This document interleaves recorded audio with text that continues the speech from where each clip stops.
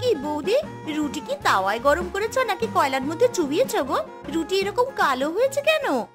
কোথায় কালো হয়েছে? আমি তো দেখতে পাচ্ছি না। আমিও তো তাই দেখছি। রুটি এরকম পুড়ে গেছে কিসের জন্য? কই, আমার কাছে তো সব রুটি ঠিকই লাগছে। ইস, তুই যেন সবকিছু একবার দেখলেই বুঝতে পারিস। বারে, পুড়ে যাওয়া রুটি চোখে দেখে বুঝবো না? তুমি কি করে বুঝছো বলো? আহা নন্দিনী, খাওয়ার সময় কথা বলতে হয় না। আর মাধুরী, রুটি হয়তো সেঁকার সময় খানিক পুড়ে যেতে পারে। যদি নাই খেতে পারো তাহলে না হয় তোমার জন্য আমি অন্য কিছু বানিয়ে দিচ্ছি। এই তোর এক দোষ মাধুরী, কোথাও একটু খুঁত দেখলেই হলো তিলকে তাল বানিয়ে ফেলিস। আমি তিলকে তাল বানিয়ে ফেলি না রে। এদিকে আমার পাতে পোড়া রুটি দেওয়া হয়েছে, সেই নিয়ে তো তোর কোনো মাথা ব্যথাই নেই। আর আমি কথা বললাম বলে যত দোষ। দেখেছো মা, আমার কথার কোনো মূল্যই নেই দাদার কাছে। মাধব, মাধুরীর সঙ্গে এইভাবে কথা বলছিস কেন রে? ও তো ভুল কিছু বলেনি। সকালে উঠে পোড়া রুটি খাবে নাকি মেয়েটা আমার? আহা, তুমি অমন করে কথা বলছো কেন? মাধুরীর সমস্যা হতেই পারে। সকাল সকাল তোমরা ঝগড়া করো না তো। না না, দাদা কেন ঝগড়া করবে? সবসময় ঝগড়া তো আমিই করি। রোজ সকালে এই প্যাঁচপ্যাঁচানি ভালো লাগে না আমার।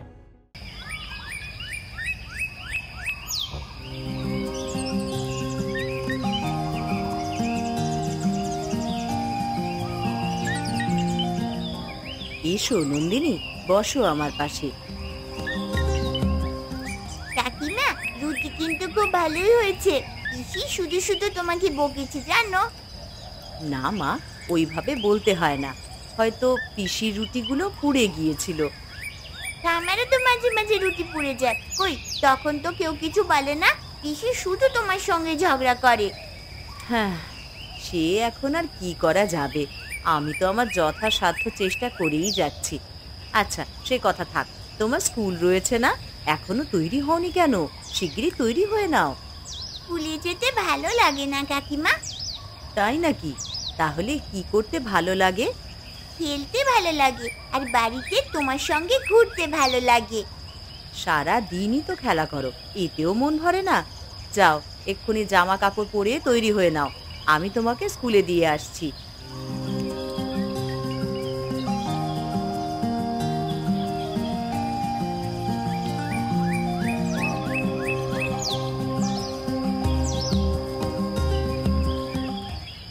বৌদি আলমারি থেকে লুকিয়ে কি যেন একটা বের করলো। হ্যাঁ, এই তো, এই ব্যাগটা বের করেছে। কই, এই ব্যাগের ভেতরে তো কিছুই নেই। তাহলে ব্যাগ থেকে কি নিয়ে গেল? দেখি ঘরে আর কোথাও খুঁজে পাই কিনা।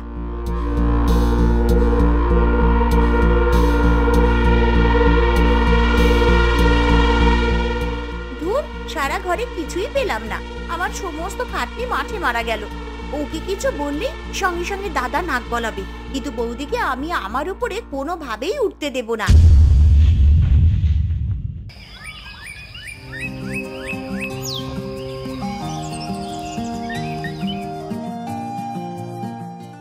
আরে, ব্যাগটা তো আমি টেবিলের ওপরে রেখে গিয়েছিলাম। বিছানায় এলো কি করে? ভেতরটা তো কেউ হাত রেখেছে বলে মনে হচ্ছে। ভাগ্যিস টাকা কটা নিজের সঙ্গে নিয়ে গিয়েছিলাম। কিন্তু ঘরের মধ্যে কে এসে আমার ব্যাগে হাত দেবে? বুঝতে পেরেছি, এই নির্ঘাত আমার ননদিনীর কীর্তি। মাধুরীর তো স্পর্ধা কম না। আমার ঘরে ঢুকে আমার ব্যাগ হাতড়ে দেখে। এইরকম চলতে দিলে তো মাথায় আরো উঠে বসবে।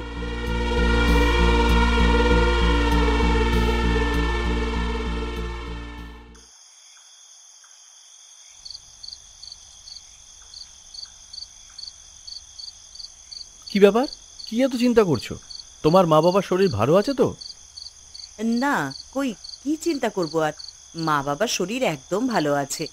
তাহলে এই সন্ধ্যে থেকে কি এত ভাবছো? কই, কিছু ভাবছি না তো। ও হয়তো তোমার দেখার ভুল। দেখার ভুল? তা হবে হয়তো। মানুষ চোখের ভুলে সোনার পাথর বাটি দেখতে পায়, আর আমি হয়তো আমার বউয়ের চোখে দুশ্চিন্তা দেখছি। কি বললে? সোনার পাথর বাটি? কি হলো, তুমি ওরকম চমকে উঠলে কেন? আর আমি প্রবাদের কথা বলেছি, সোনার পাথর বাটি বলে কিছুই হয় না। তোমাদের মেয়ে মানুষদের নিয়ে এই হয়েছে এক জ্বালা। নতুন কিছু শুনলেই তড়াক করে লাফিয়ে ওঠো। এখন ঘুমাও তো। সোনার পাথর বাটি, এই তো পেয়েছি। হ্যাঁ, কি বলছো? ও কিছু না, এখন ঘুমাও তো।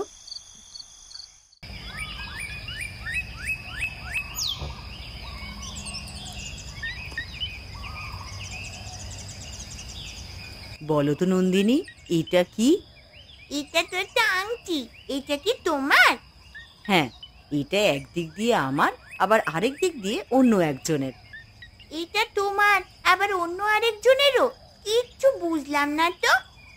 এখনই বুঝিয়ে বলছি, কিন্তু আগে গিয়ে উঁকি দিয়ে দেখে এসো তো তোমার পিসি কোথায় আছে।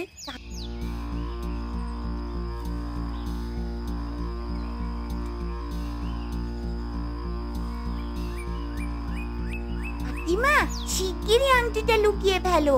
পিসি আসছে, দেখে ফেলবে তো। আমি তো সেটাই চাই। সেই তখন থেকে নন্দিনীকে ঘরের ভিতরে নিয়ে বৌদি কি গুজুর গুজুর করছে। দেখি তো তারা কি নিয়ে কথা বলছে। শোনো নন্দিনী, এই আংটি একজন জমিদারি। তিনি নদী পাড়ে এক মস্ত প্রাসাদে থাকতেন। আমার দাদু তার সেরেস্তায় চাকরি করতেন। তা দাদুর কাজে খুশি হয়ে জমিদার তাকে এই আংটি উপহার দেন। এখন এই আংটিটা আমি এই টেবিলের ড্রয়ারের ভেতরে লুকিয়ে রাখছি, কেমন? তুমি কিন্তু এই কথা কাউকে বলবে না, ঠিক আছে? বুঝতে পেরেছো তো? কাকিমা, কি করছো? পিসিমা শুনতে পাবে যে। এইতে কোনো সমস্যা নেই মা। ওরে বাবা, বৌদির কাছে এত দামি একটা জিনিস আছে, এটা তো আগে জানতামই না। যাক, এইবার সুযোগ বুঝে ওই আংটিটা ওখান থেকে সরিয়ে ফেলতে হবে।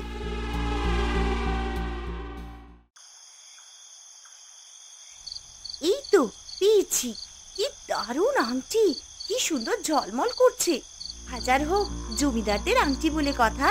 যাই, এটা আমি মাকে দেখিয়ে আসি।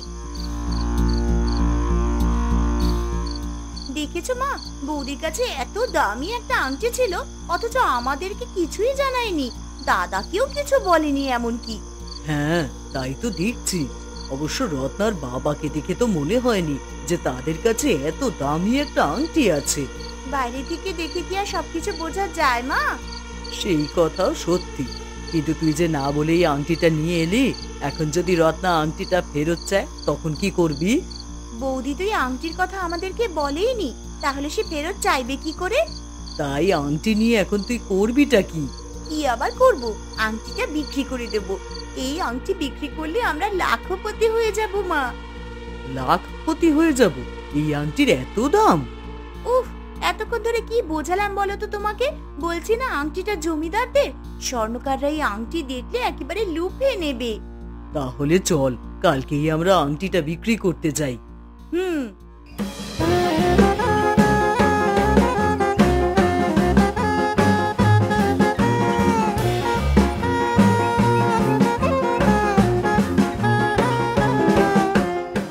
আসুন আসুন, বলুন কি দেখাবো আপনাদের? আপনার গলায় আমাদের নতুন কর্ণফুলী হারটা দারুণ মানাবে। আপনি কি একবার দেখতে চান? কর্ণফুলী হার? নিশ্চয়ই নিশ্চয়ই, কিন্তু এখানে না আমরা কিছু কিনতে আসিনি, বিক্রি করতে এসেছি। বিক্রি করতে এসেছেন? কি বিক্রি করবেন? একটা আংটি, তাও আবার যেন তেন আংটি নয়, কিন্তু একেবারে জমিদারদের আংটি।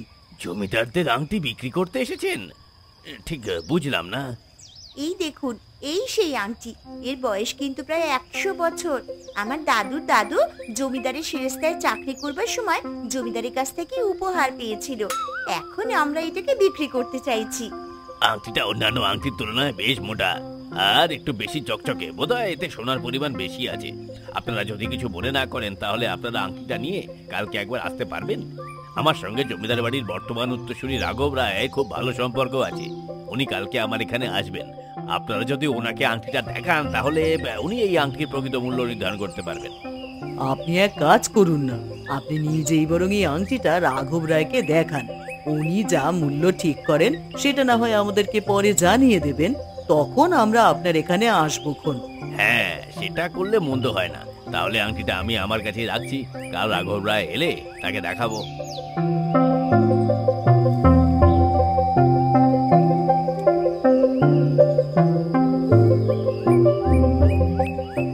ওই যে ওনারাই এসেছিলেন আমার দোকানে। আপনারা কি জহুরি মশাইয়ের কাছে আংটি বিক্রি করতে এসেছিলেন? হ্যাঁ হ্যাঁ, আমরাই গিয়েছিলাম। আপনারা তাকে বলেছিলেন যে এই আংটি হচ্ছে জমিদার বাড়ির আংটি? হ্যাঁ হ্যাঁ, আপনাদের স্পর্ধা দেখে আমি অবাক হচ্ছি। একটা পিতলের আংটিকে সোনার আংটি বলে জমিদার বাড়ির সম্পত্তি বলতে চাইছেন?